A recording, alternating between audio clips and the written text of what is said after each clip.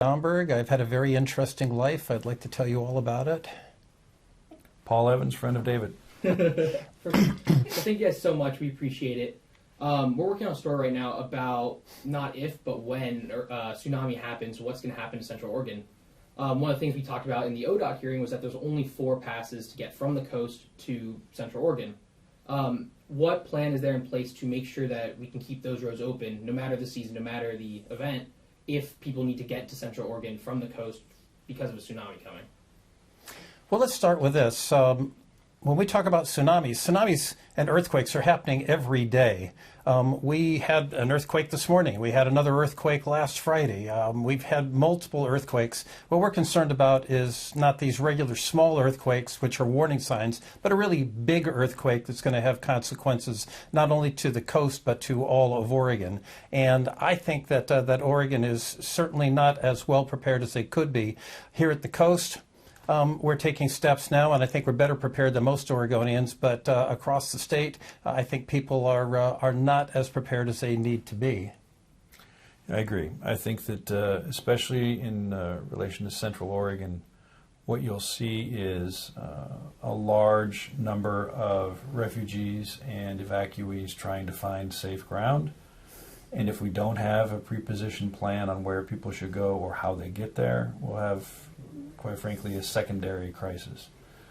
One of the things that is happening that's, I think, important to know is that we are rethinking how we would actually respond to a major event on the coast. For 20 years, the belief has been that there will be an air bridge that goes through Redmond Airport and that supplies and support will get across and everybody will be taken care of. The fact of the matter is the United States Air Force doesn't have enough aircraft in its fleet to be able to do the kinds of things that that plan has, much less if Washington and California are involved. We have to get a little smarter in thinking multidimensional, bringing in naval ships along the coast, using helicopters as opposed to planes, having safe refuge places in areas that are in walking distance and driving distance, those kinds of investments that are, quite frankly, being talked about in some of the beginning plan stages, but have not been funded and have not yet become a priority of this building. So you talked about a little bit about how we're going to work through with Redmond Airport. Would that be moving people? Would that be moving gas per se? Because one of the big concerns is people can get over the pass, but they're going to run out of gas on the other side. So how can we make sure that resources can be brought in, even if a car breaks down? Well, our smartest earthquake experts are telling us that everything west of the Cascades is going to be toast. That's their phrasing, not mine. But what that means is that I-5 is going to be down, the bridges in Portland are going to be down, the highway is going to be unusual, and the major north-south arterial through Oregon is going to be east of the Cascades. That's one major change that you are looking at, and that's going to be where materials and supplies and rescue teams are going to be coming into Oregon. How we get them from that area over the Cascades, through the debris and out to the beach, where we've got a lot of people that are trying to work their way out of that area, that's part of what we're trying to talk about when we look at long-term planning. To that point, one of the reasons that I've been supportive of the project at the Port of Coos Bay is to make it more suitable for amphibious ships, which is, quite frankly, how the U.S. Navy responded to the Indonesian crisis. To be able to bring amphibious ships that they can then bring from the sea the energy and the fuel and the support that you need to be able to come from the west, which will supplement the materials that can come from Central Oregon. But we have to have areas where, even with liquefaction, are dedicated as reserves with construction built to higher standards. We know what those standards are thanks to what happened in Japan in 2011. The Fukushima standards have been accepted worldwide. We have begun putting some fuel at airports, state airports along the way. But we need to have a triage system of logistics that is a system built on redundancy. Unfortunately, redundancy is something people like to get rid of in government because they, for some reason, want to make it more efficient. Well, private sector does things efficiently. Public sector, you need to have a little bit of extra here and there so that when disaster uncorks, You've got a primary, secondary, and tertiary method of being able to feed people, fuel your equipment, and respond. So we are working on those plans, but the concern is very legitimate, and we are not where we need to be. So you're working on this Spartacus bill together, $300 million over 10 years. I know you talked about $200 million over 10 years. What is the first part of that plan for that money to be used? Well, so $200 million of the $300 million would be dedicated specifically for identification, placement, and construction of training facilities that could double as evacuation facilities post-event. When in 2001 the Department of Public Safety Standards and Training built the current training facility, they were supposed to build 5 satellite campuses. That never happened. What we have in the state of Oregon is 80% of our firefighters, for example, are volunteers. We don't have a state fire academy, but we do have DPSST putting the curriculum together and trying to deliver it through a very hodgepodge system of some paid, some volunteer. What we're trying to do is get back into the basics and basically say, we need the facilities so people can train closer to where they're at.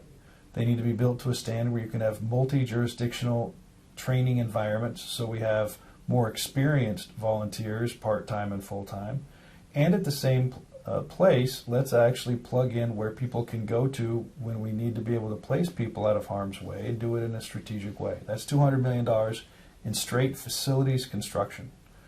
The rest will go toward being able to offer training programs on a monthly basis throughout the state of Oregon for not just first responders, but the group I call the second responders, the CERT people, the amateur radio people, the folks who want to volunteer, but maybe aren't going to be running right into the flood, but day 2 or day 3 want to be able to help people if they're not injured and finding opportunities for them to be trained to the highest standards so they don't hurt themselves. It's an integrated plan. It's not anything really new. It's, quite frankly, an old-fashioned plan, but it just hasn't had the priorities in the state for the last 20 years, and that's what we're trying to do. First, I want to emphasize, first we fixed the structure and system delivery. That took us 5 years, and right now, everybody is working really well together. We just need to now be able to sustain the force, and that's what that's about. Of course. So with ODOT, there's obviously a funding bill that just happened, but additionally they'd be involved in making sure the roads maintain open. There's a couple ODOT sites along the way, but most of the passes are 2, maybe 3 lanes across. You talked about being able to make sure that people can get from, that first responders can get from the interior to the coast, at the same time as people coming from the coast to the interior. How do you, since a lot of them are 2-lane highways, car could break down, car could run out of gas. How can we make sure that that does not delay anyone being able to get through either direction? Well, I don't think we can make sure that we don't have those kind of delays. But let's not forget, while we're talking about the arterials that get people back and forth to the coast going east and west, we've also got Highway 101 that goes north and south along the coast. And there are dozens, if not hundreds, of bridges that are going to fail in a major earthquake. And that means that we're going to get islands up and down the coast, pockets of people who can't get their cars to one of those major arterials. That's why we're talking about alternatives like relying on our seaports and our beaches to bring supplies and help ashore, getting help to people when they need it most, which is in the immediate aftermath of a major event as the waves are receding. We're going to be cut off. We understand we're going to be cut off, and we've got to be prepared for that. Government can step in and reduce the effects of a major event. And they can also provide us with the resources to help recover more quickly from a major event. But I also need to remind people that government's not going to be there to help you right away. You're going to need to put a plan together to help yourself, your family, your neighbors, and your community. I mean, that means simple things like having a plan on how to communicate with each other if the kids are at school or family members at work and you're separated when something happens. You need to have an idea of a go kit. What kinds of things do you need to collect and have available in emergency supplies? Where do you keep your go kits? How many different kinds of go kits do you need? What kind of resources do you have that can help the community, whether it's shortwave radio or first aid training? Those are the kind of things that individual people can do while we're here struggling to figure out how government can reduce the impact and make us better prepared and help us recover more quickly. Yeah, I absolutely agree. I think what we can do as a state is think through the logistical questions and make available equipment, trained personnel, and some of those unique, specialized pieces of equipment that are really helpful at certain times for being able to ferry multiple kinds of supplies. We can't fix everything, we can't prevent everything, but I think our job is to say, all right, what can we do to make sure that we have as many people trained to a higher standard as possible? What can we do to be able to take some of the worst case injured and get them into a safe place far away from the disaster?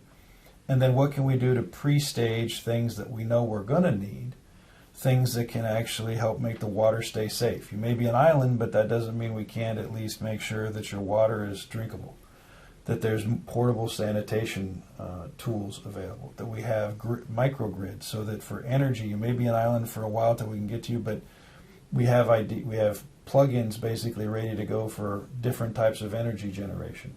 Those kinds of thinking through the next day and the next week and the next month, that's what government's supposed to do. Citizens need to be able to take care of themselves and their neighborhood as best they can for as long as they can, and somewhere in the middle is where we try to meet. We can't solve everything, but we can do some things to get everybody a little more ready. So I know you talked about only you and your wife received the notification that a tsunami warning was happening, and not your friends from out of state. I know there's like a federal response that can send out push alerts through mobile phones. Can the state do that as well, or does that have to come from the federal government? Most of those warnings are coming from counties, and each county has their own policy. And in the case of this last event this summer, our county decided that rather than notify everybody, they were going to notify the people who had signed up from within the county. I'm not going to argue whether that was a good decision or a bad decision. I will say it was a decision that resulted in some confusion because a lot of people didn't get the notice and were getting phone calls from friends in other places saying, hey, you're at the coast, what the heck's going on? At the end of the day, the answer was not much, but it could have been much more. And that's what we're talking about, that these events are a warning and a learning opportunity, and we need to learn a lot before something big happens. And one of the investments we made in the last few years that's going to show up in July 1st of 2026 is 5 years ago, the emergency management function of the state was a subset of another agency and had about 35 people. By comparison, the state of Washington has 4 times that number of people dedicated to that kind of support. We've been able to, and again, money isn't everything, but money provides staff and support and equipment. We've been able to plus ODM up, Oregon Department of Emergency Management. And the next thing that becomes live July 1st, 2026 is their Emergency Operations Center, which will be open 24 hours with staffing, which means that when events happen at weird times, the counties will be able to get a statewide perspective and some guidance. Doesn't mean the county's authority is taken away, but often they're trying to figure out, all right, is this thing big enough that I need to worry people? Because there's always a concern if you play the card of warning people and nothing happens, then they start thinking they don't need to listen to warnings. So it's always kind of a gamble. But by having EOC operational 24/7, which we probably should have had years ago, but we will have, I think that's going to clarify what kinds of messaging is sent. It'll standardize some of the approaches and hopefully take away some of the ambiguity. Is there anything I didn't mention that you'd like to mention? When it happens, have you got a spare bedroom? Nope. Just checking. No, I don't want to make light of this. It's a serious, serious thing, but we need to increase awareness. We need to increase preparation. That means government, and that also means people. People that are listening to your broadcast need to take away from this.